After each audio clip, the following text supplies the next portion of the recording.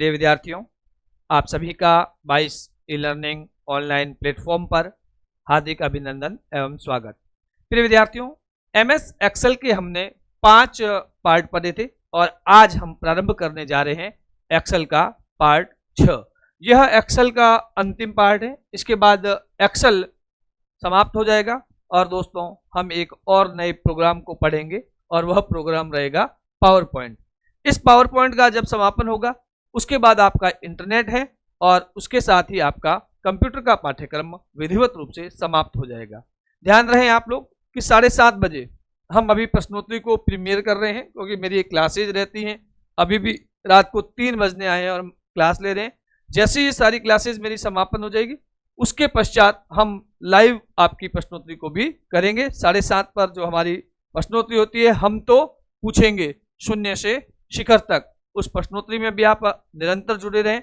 वहां पर भी 7 प्रश्नोत्तरियां हो चुकी है। तो प्रिय विद्यार्थियों, कभी टेक्निकल प्रॉब्लम आती है तो अलग बात है, बाकी हम निरंतर प्रश्नोत्तरी को भी आपके एग्जाम तक जारी रखेंगे। तो आज प्रारंभ कर रहे हैं हम एक्सेल का अंतिम पार्ट। ये जो एक्सेल का पार्ट है ये बेसिकली है क्या, उसको समझे। देखिए, मैंने जिस समय एक्सेल प्रारंभ कराया था मैंने कहा था कि एक्सेल क्या काम आता है। एक्सेल काम आता है कैलकुलेशन के लिए, गणितीय और वैज्ञानिक क्रियाओं के लिए। और उसके लिए क्या चाहिए होता है विद्यार्थियों, हमें फॉर्मूले या फंक्शन। अब समझें, कोई भी आप फॉर्मूला लगाए, जैसे आपने सम का फॉर्मूला लगाया, एक्सेल का कोई भी फॉर्मूला इक्वल के चिन्ह से शुरू होगा, इक्वल सम, और यहाँ कोई आपने एड्रेस वगैरह दे दिया या कहाँ से कहाँ तक प्लस करना है, A1 से A3, A1 से B6, कुछ भी। चलिए, अब इस फॉर्मूले से क्या होगा, आपको आउटपुट मिलेगा। तो देखिए, फॉर्मूले से प्राप्त परिणाम किस पर डिपेंड करेगा, उसमें जो भी आपने ऑपरेटर प्रयोग किया है उस ऑपरेटर पर निर्भर करेगा, ऑपरेटर की प्राथमिकता पर निर्भर करेगा। जैसे आपने दिया 5 मल्टीप्लाई करके मैंने लिखा 3 और वापस मैं लिख देता हूं डिवाइडेड बाई, जैसे मैंने 2 लिख दिया। ठीक है, अब आप जानते हैं कि पहले डिवाइडेड होगा और फिर मल्टीप्लाई होगा। ऑपरेटर की प्राथमिकता है कि पहले डिवाइडेड करना पड़ेगा फिर मल्टीप्लाई करना पड़ेगा, वरना आंसर क्या आ जाएगा, गलत आ जाएगा। तो ये चीज आपको ध्यान रखनी पड़ेगी। फॉर्मूले से प्राप्त परिणाम उसमें प्रयोग किए गए ऑपरेटरों की प्राथमिकता पर निर्भर करता है कि हमें किस ऑपरेटर को पहले यूज करना है, किसको ऑपरेटर को बाद में यूज करना है। अब 3 में से 2 का भाग दोगे 1.5 आ जाएगा, 1.5 को 5 से गुणा करोगे 7.5 आ जाएगा। तो ये चीज आपको प्रिय विद्यार्थियों ध्यान में रखनी होगी। दूसरी स्लाइड में समान प्राथमिकता के ऑपरेटरों की गणना हमेशा बाएं से दाईं ओर होगी। ये देख लीजिए, समान प्राथमिकता के ऑपरेटर की गणना आप कैसे करोगे, बाएं से दाएं की ओर। चलिए आगे बढ़ते हैं। अब हम जब फॉर्मूला ऑपरेटर की बात करते हैं तो एक्सेल के अंदर ध्यान रखें प्रिय विद्यार्थियों, जो हमारे फॉर्मूला ऑपरेटर रहते हैं 4 प्रकार के रहते हैं। कितने प्रकार के होते हैं फॉर्मूला ऑपरेटर? 4 प्रकार के। ये ध्यान रखना, फॉर्मूला ऑपरेटर कितने प्रकार के होंगे? 4 प्रकार के। अब देखिए, उनमें से पहला प्रकार कौन सा है? अंक गणितीय। शब्द क्या है? अंक गणितीय। तो डेफिनेटली निश्चित है, जब इसका नाम अंक गणितीय है तो निश्चित रूप से ये गणितीय क्रियाओं के लिए ही उपयोग में आएगा। देख लीजिए, इसका उपयोग गणितीय क्रियाओं के लिए किया जाता है। अब गणित में जब हम छोटी क्लासों में पढ़ते थे प्रिय विद्यार्थियों, आज भी जोड़, बाकी, गुणा, भाग हम सीखते थे, उस समय भी थी ये चीजें। तो जोड़ है, बाकी है, गुणा है, भाग है, घातांक है, प्रतिशतता है, ये सारी चीजें किस ऑपरेटर के पार्ट में आती है? अंक गणितीय ऑपरेटर में। देख लीजिए, जोड़ना, घटाना, गुणा करना, भाग देना, प्रतिशतता और घात, ये सारी चीजें अपने विद्यार्थियों किसमें आएगी? अंक गणितीय ऑपरेटर में। कुल मिला के फॉर्मूला ऑपरेटर कितने? 4। चारों में से पहला कौन सा? अंक गणितीय। अंक गणितीय ऑपरेटर क्या करेगा? गणितीय क्रियाओं को करेगा। अब ये गणितीय क्रिया कौन सी? जोड़ना, घटाना, गुणा करना, भाग देना, प्रतिशतता और घातांक। फिर बढ़ते हैं एक और नए ऑपरेटर की ओर। दूसरा ऑपरेटर कौन सा है प्रिय विद्यार्थियों? आपकी स्क्रीन पर तुलना, अर्थात कंपैरिजन करना। जब अब तुलना क्या होगी कि अभी कौन किससे छोटा है, कौन किससे बड़ा है, किसके बराबर मार्क्स है। आपके और आपके मित्र के मार्क्स यदि दोनों के एक जैसे, एक के 50 दूसरे के 50, तो बीच में चिन्ह कौन सा आएगा? बराबर का। एक के 50 दूसरे के 55, तो जिसके सामने 55 है वहां बड़ा हो जाएगा, 50 के सामने छोटे का निशान आ जाएगा। तो ये सारी जो चीजें होती है वो कंपेरिजन ऑपरेटर या तुलना ऑपरेटर का पार्ट होती है। जैसे बराबर, बड़ा, बड़ा या बराबर, छोटा, छोटा या बराबर, बराबर नहीं, ये चीजें आपको ध्यान में रखनी है। अब स्प्रेडशीट में क्या है? इन ऑपरेटरों का प्रयोग सामान्यतः स्प्रेडशीट के तार्किक फलनों अर्थात लॉजिकल फंक्शन के साथ किया जाता है, क्योंकि तुलना हमेशा क्या होती है, तार्किक स्थिति या लॉजिकल स्थिति को बताती है। अब देखिए प्रिय विद्यार्थियों, तीसरा जो हमारा ऑपरेटर है वो है टेक्स्ट ऑपरेटर, जिसे हिंदी में बोलते हैं पाठ्य ऑपरेटर। पाठ्य ऑपरेटर कह दो या फिर आप इसको कह दो टेक्स्ट ऑपरेटर। तो ये पाठ्य ऑपरेटर या टेक्स्ट ऑपरेटर क्या है, इसको अब आप मेरे विद्यार्थियों समझने का प्रयास करना। पाठ्य ऑपरेटर, दूसरा शब्द क्या है, टेक्स्ट ऑपरेटर। स्प्रेडशीट में केवल एक ही ऐसा ऑपरेटर है, ध्यान रखना, और वो कौन सा है, एंड या %। अब इसका काम क्या है, जोड़ने का काम करेगा। कैसे करता है देखिए, इसका प्रयोग टेक्स्ट को जोड़ने में किया जाता है। जैसे आपने B4 सेल में लिख दिया 22 और B5 में लिख दिया बाड़मेर, ये दोनों को जोड़कर क्या बता देगा, 22 बाड़मेर। एकमात्र टेक्स्ट ऑपरेटर है, एकमात्र पाठ्य ऑपरेटर है, वो कौन सा है, जिसको हम अंग्रेजी में एंड के निशान से अभियुक्त करते हैं, %, का चिन्ह है ये चीज आपको प्रिय विद्यार्थियों ध्यान में रखनी होगी। तो ये हुआ हमारा तीसरे प्रकार का ऑपरेटर। अब हम पढ़ते हैं चौथा, इसे बोलते हैं संदर्भ या रेफरेंस ऑपरेटर, और इसको हम कॉलन से भी बताते हैं। इस चीज को ध्यान रखना, ये रेंज का प्रतिनिधित्व करता है। स्प्रेडशीट में सेलों का संदर्भ देने के लिए संदर्भ ऑपरेटर का प्रयोग किया जाता है, और सबसे अधिक प्रचलित ऑपरेटर कौन सा है, ये आपका कौन सा, कॉलन है। इसको हम क्या बोलते हैं, कॉलन। इसका प्रयोग किसी रेंज को बताने के लिए किया जाता है, जैसे A3 से D8, A6 से B6, B6 से D10, कुछ भी कर सकते हैं। ठीक है, तो इस चीज को आपको इसमें ध्यान में रखना है। सेल A3, सेल D8 तथा इनके बीच आने वाली सभी सेल बता देगा। A3 से D8 के बीच में कौन सी सेल आता है, इन सभी को बताने का जो काम करेगा वो रेफरेंस ऑपरेटर या संदर्भ ऑपरेटर करेगा। चलिए आगे का टॉपिक है प्रिय विद्यार्थियों, फंक्शन। अब फॉर्मूले के बाद हम बात किसकी कर रही हैं, हमें बात करनी है प्रिय विद्यार्थियों फंक्शन के बारे में बात करनी है। अब ये फंक्शन के दो भाग होते हैं, एक फंक्शन का नाम और एक उसके साथ हमने क्या आर्ग्यूमेंट दिए। एक फंक्शन का नाम और एक फंक्शन के साथ हमने क्या आर्ग्यूमेंट दिए, उन दोनों के बारे में।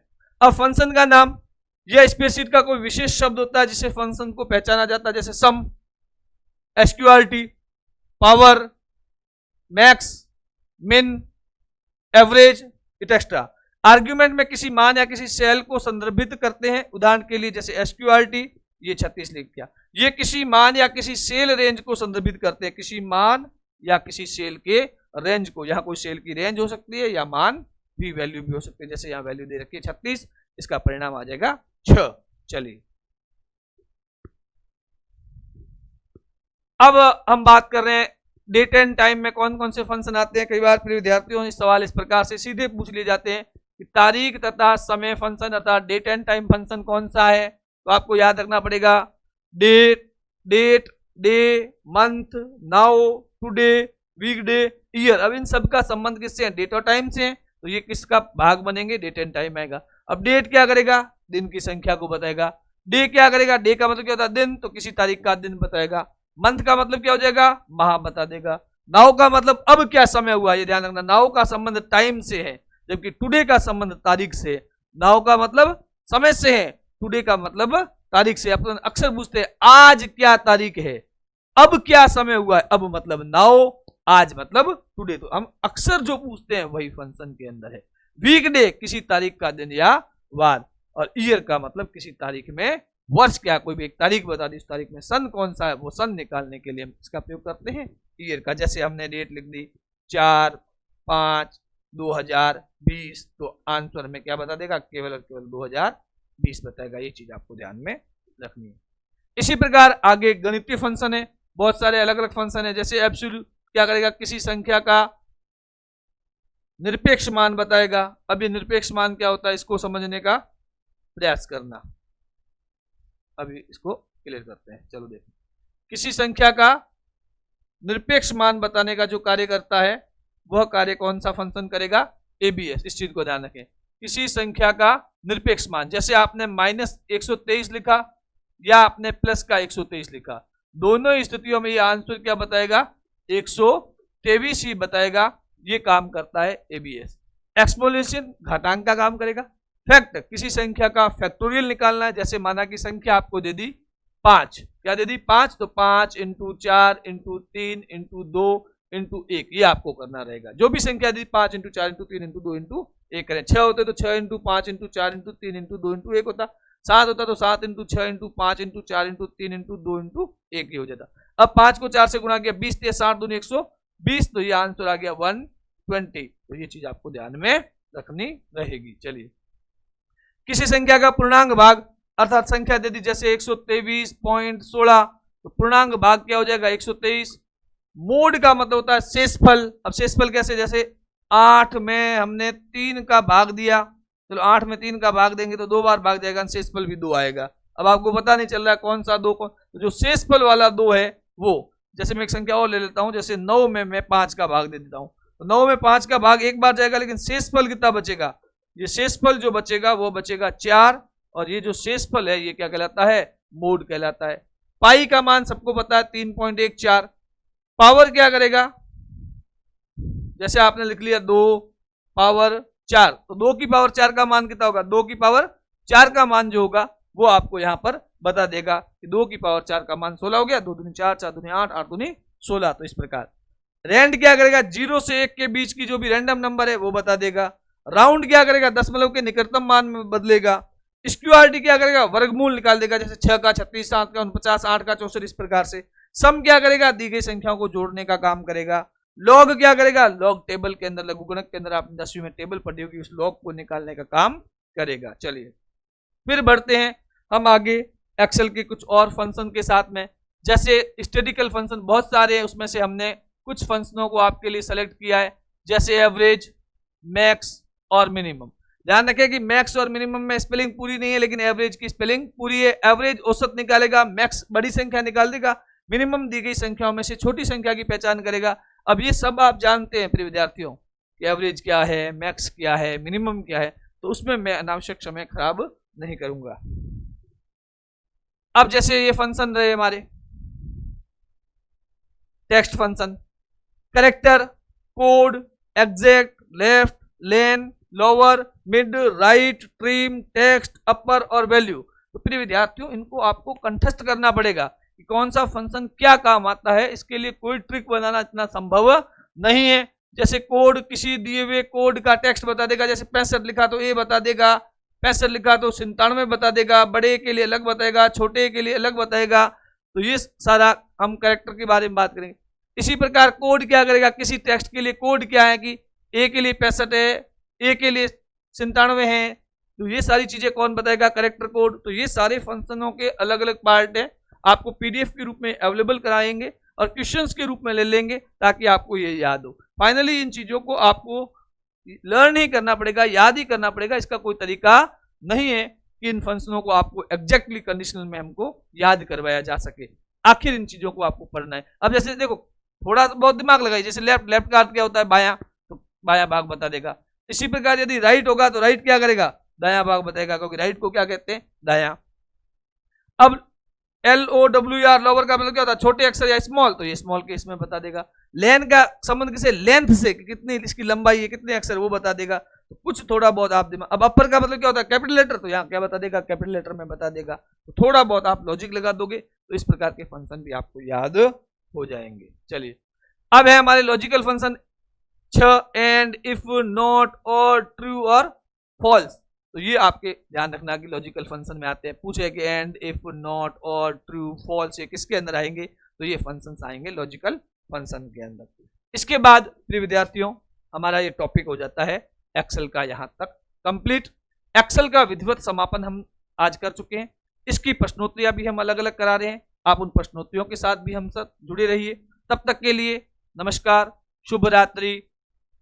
निरंतर आप पढ़ते रहिए, आगे बढ़ें। कोई भी समस्या आए आप हमें कमेंट करें, हम आपके सवालों का सदैव जवाब देंगे। जो भी आपकी समस्या होगी उसका अवश्य समाधान होगा। वंदे मातरम, जय भारत।